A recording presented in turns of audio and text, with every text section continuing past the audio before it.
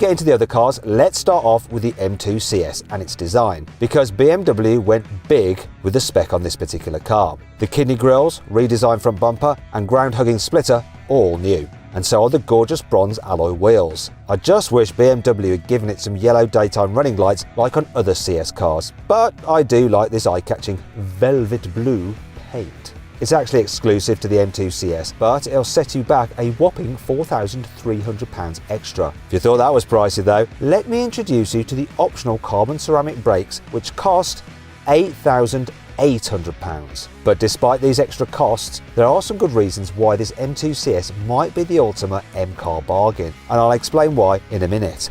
First though, we need to talk about the upgrades on the car. You see, you also get stiffer suspension that rides 8mm lower to the ground than the standard car, and the chassis has been reworked to make it feel more agile and track focused. Speaking of which, you can also choose to ditch the road tyres for semi-slicks if you plan on doing a few track days. However, there are some much bigger changes round the back, including my favourite, this massive ducktail spoiler. Maybe BMW should change the name to Goosetail or something, because it's just so huge. Anyway, that isn't just some plastic stuck on the boot lid. BMW has completely redesigned the whole boot panel, and it's now made of carbon fibre instead of sheet metal. But that's not all. You also get a new carbon fibre rear diffuser, and the M2's optional carbon fibre roof comes as standard on the CS.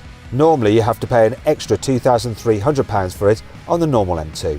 The combined effect of all these carbon add-ons means that the CS weighs in at 30 kilograms less than the standard automatic M2. So how does that affect the performance? Well, I'm going to tell you in a moment. But first, let's check out the interior, because there's even more carbon fibre inside. Firstly, the gearshift paddles are made out of the stuff, and so is the new centre console trim. So too are the sport seats. The steering wheel has new Alcantara trim, a red straight ahead marker, and there are plenty of new CS badges dotted around the cabin. But besides that, the layout is the same as the standard M2. And that brings us on to the engine. You see, this M2 CS has the same basic 3-litre twin-turbo straight-six as the standard M2. However, it has a lot more power. BMW has boosted it from 480 horsepower to 530 horsepower. Maximum torque has also increased from 600 Nm to 650. And all this means that the M2 CS has exactly the same power and torque figures as the latest M3 and M4 competition. Not only that, but these cars all use the same basic chassis and 8-speed automatic gearbox. This means that you can't get the CS with a manual like you can the standard M2, which I think is a little bit of a shame.